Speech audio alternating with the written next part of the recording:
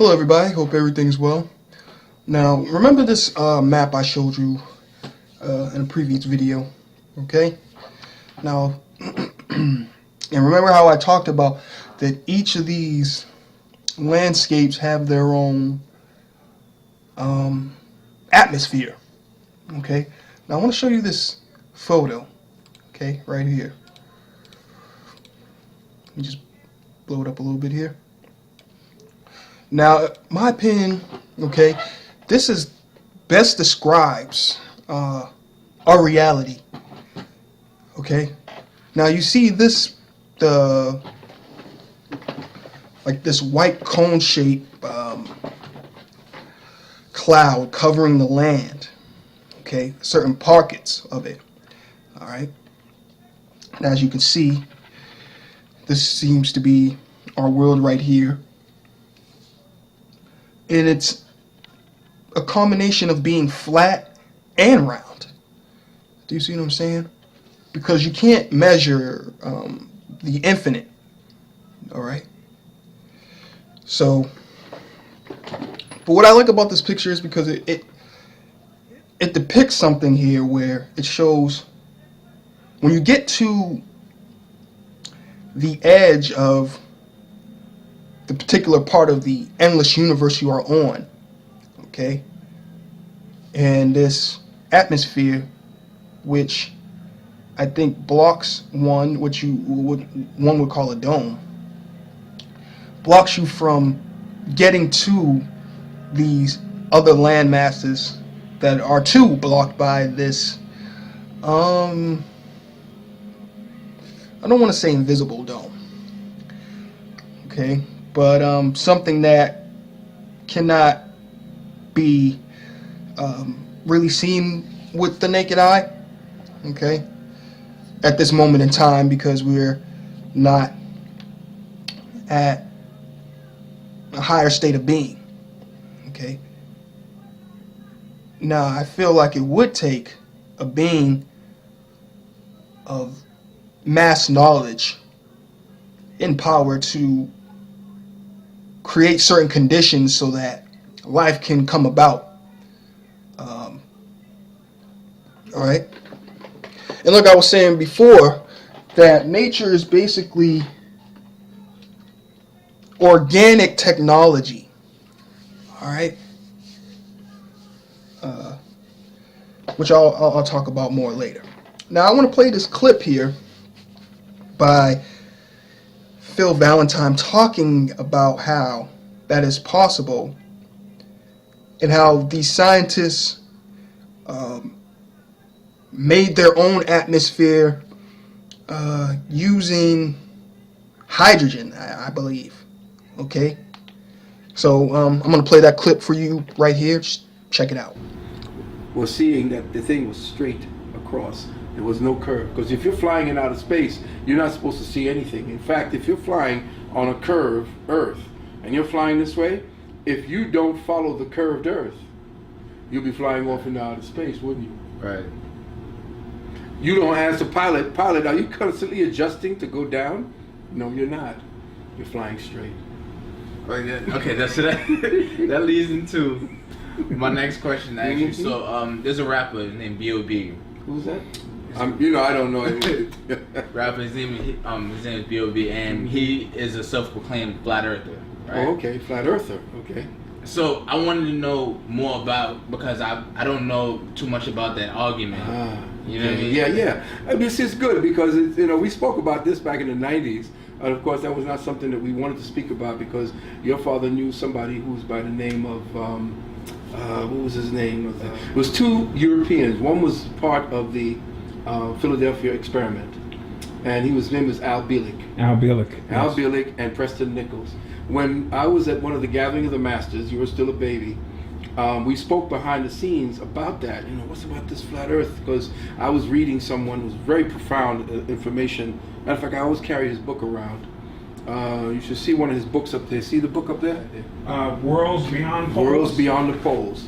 You got to see that book. That book became the catechism for a while. But when I told him about, I got the old manuscript on it. They said, "Don't talk about that." They said because people who are the astronomers were dying, were being like suicided. He just shot himself in the head because of what they were finding. Supposedly, the guy that you see that is in the wheelchair, what's his name? That's a super Hawkins. Hawkins. He wasn't like that. They caused it because of what he found, and that's not him speaking. That's somebody else speaking through a microphone because he can't speak. So that's you're watching orchestration. It's all game. But as far as flat Earth, we never taught flat Earth. It's a flat plane. It doesn't end. There is no end to it.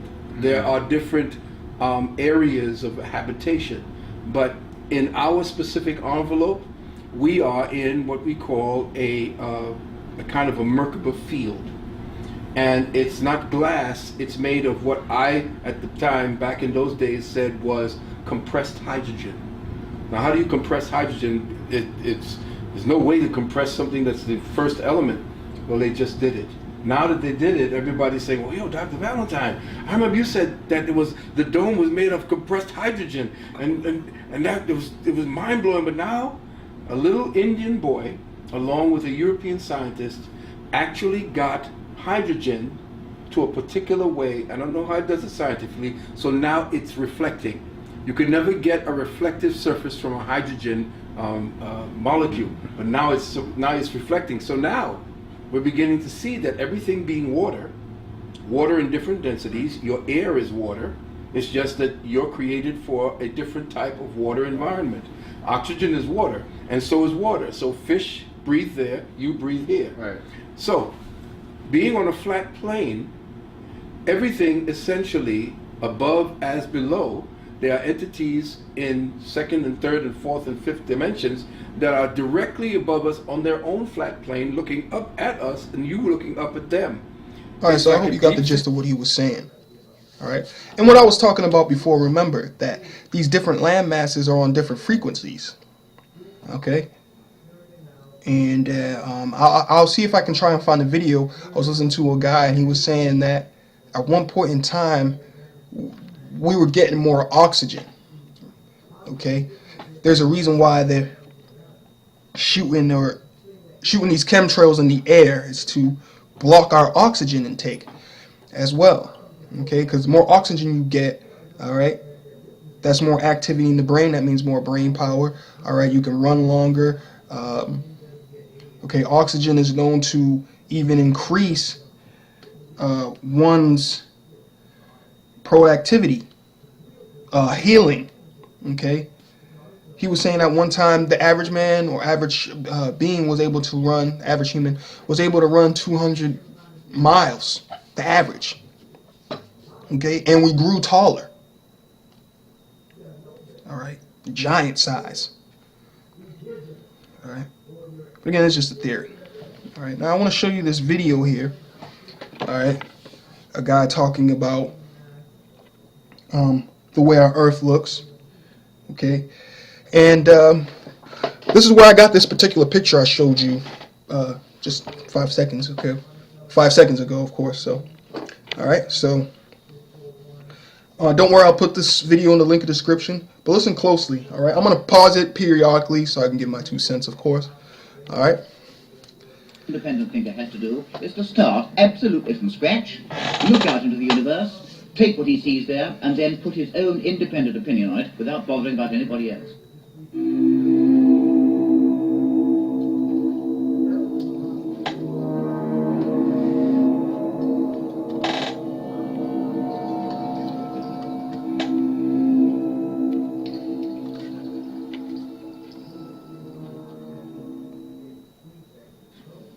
Hey guys, this is Jennifer with Impossible Channel. We're going to be talking about a guy who believes in a very different way of seeing the universe. Now this is a very small part of a bigger documentary, so we're going to leave you with a very interesting part where he explains his beliefs towards the universe, how the moon, how the sun work. Now this is going to be an eye-opener because he's going to be revealing facts that you didn't know about our universe. Hang on tight, this is going to be a very wild trip. Don't forget to leave a like, comment below what you think about it. Watch this till the end, and I'll see you again. And this is exactly what has been done by Mr. John Bradbury of Ashton-under-Lyne, who's thrown all orthodoxy out of the window and has constructed a picture of the universe that is all his own, based partly upon theory and partly upon observations made with his strictly unorthodox telescope. Mr. Bradbury, this looks like a conventional telescope, but I gather it isn't. Now, remember, I told you before, conduct your own experiments, okay? Remember, this is your life, you're living it. Whatever you perceive is what you perceive. You understand what I'm saying? You obviously got to do your own studies, of course, okay? But your views are not always going to match up with the conventional views of the masses, all right? No, it's far from being a conventional telescope because it isn't split up in the lenses. Most of the lenses in this telescope are at the eye end. Down here, The you mean? eyepiece end, yes. Yes, there's only one object lens at the other end. What's the purpose of having so many lenses? Well, you can't get the power without. You must have the power to bring the object very much closer. With a conventional telescope, you can't do that. I would have thought that every time you passed a beam of light through an extra lens, you'd lose a bit of light. Yes, that is so, that you do lose light. But looking at objects in the sky, you don't need to lose it. Looking at your map of the Earth, it looks to me as if you've got the North Pole in the middle and all directions are south. Is this correct? Yes, it is correct in that method. What about gravity? Sir Isaac Newton, when he was in an orchard in Lincolnshire, saw an apple fall from the tree, and he brought out his theory of gravity, that the gravity had drawn this apple to the ground. Yet, he didn't make a law which held the other apples on. Now, he also said that if you could stand a needle up on its point without any support, he would believe that the world wasn't going round. Naturally, I had to bring out a new theory to prove the shape of the world, the shape of the Earth too, you see. Which is what you've done. Yes, that is it. And you see, no matter where we are on the Earth's surface, we will always be pulled back to the centre. And that's why you can't go to the edge of the Earth. Yes, you cannot go to the edge of the Earth. Well, let's have a look at the actual diagram of the Earth itself, shall we? This, I think, is very interesting. There we are. Now, I know that you've got the Earth as with a flat top and kind of a round underneath. Is this correct? Yes, that is quite so. Yes, you see, this is more like a jigsaw puzzle. You can't complete it without a flat-topped Earth.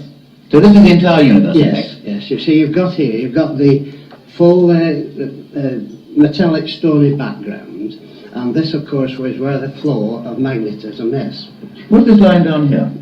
Now, this line is for the sub-semi-vacuum. It divides the pure vacuum from the semi-vacuum which surrounds the Earth itself. What about the sun and moon? The moon It's a flat disk, is is it? not actually flat. It is slightly convex, but not much on the surface. Now, it is a disk of carbon. The moon's made of carbon. Just in fact. carbon, Yes. just a carbon disk, which shows in this. Yes. This I saw 2 years ago on the harvest moon, September moon. Okay, so now you know why. Because remember, we're made up of carbon as well. Melanin is carbon is the basis of melanin. All right. So, why you think people get controlled by the moon? Okay. Why you think it controls the tide? All right. Because you also got to remember that we're mostly water. All right. And these devices, which you call the moon, the sun, things of that nature, were used to keep man bound in his physical state. And you don't have to believe me on that one. Okay? But let me continue this video. And this material here is plasticine phosphorus, or a material very, very similar to that. But where does that come from? Where does the plasticine phosphorus actually picked up? It's circulating in the atmosphere. When the moon's waning, it allows it to go off, and when it's waxing, it picks it up again. Now, this illustration here is more of the moon itself, with a finger-like projection coming over the top. This happened in 1953 And the finger light projection stayed on for 3 days. Was there only one there, was there? There was only one, yes, definitely one. I built another telescope and I used an astronomer's telescope too to prove whether I was right or not, but I couldn't see it with the astronomer's telescope. And was this due to the plasticine phosphorus spreading over the moon gradually? Yes, but I think it picked a little more up than it should have done, you see. The surface of the moon, the thickness of the surface is around about 1 inch. This has been really worked out. Mathematically, it's really been worked out. What incidentally about the sun? Do you think the sun is small also? The sun would be, I should think, about twice the size of the moon because it can, the moon can go in the front of the sun. Can I have everybody's attention? All right, sorry about this for the commercial. Let me please. The moon can go in the front of the sun and cover the old sun up. And that is why the sun really is only twice the distance from of the moon. And of course the sun presumably is very much hotter than the moon. Yes, if we speak of hot as hot, but the sun actually is cold. I see. Very cold indeed, because we couldn't get a lot of heat. The sun wasn't cold, you see. Can you define light quite shortly? Yes. That was interesting what he said. That because I've heard that before. I forgot who it was by though, but basically the sun is just big ball of cold fusion. All right, let me just continue on here. Work on to this one. I don't quite understand this caption down here, that all red light is green. Well, Okay, now listen very closely to what he says here about all light is green light. Okay, now when I thought about this, I said, wait, hold on. All right, I only thought about Osiris. I was like, Osiris is green. And I guess that doesn't make, I guess there's no connection there, but I was like, And the Aurora Borealis is green as well. Okay, I also know that the heart chakra, okay, is green. So just keep that in mind. And then, if you go back and watch my video Melanin, the woman Dr. Brown even said that at one time, because melanin is very similar to chlorophyll, and she said at one time we could have possibly been green, or was glowing green, okay? Because when black people are at their fall right now, and what happens during fall? The leaves start to turn brown, some black. Do you understand what I'm saying? But we'll get back to that later. we always knew that infrared light itself was red, but it isn't. It's actually green. You can easily prove that by plugging in electric fire. You get the green light first, and then you get the red light, which of course are interchangeable. Green being the only colour really, it makes up all of the colours of light. So all light is in fact green? It is including green itself? Yes, including green itself, but not red.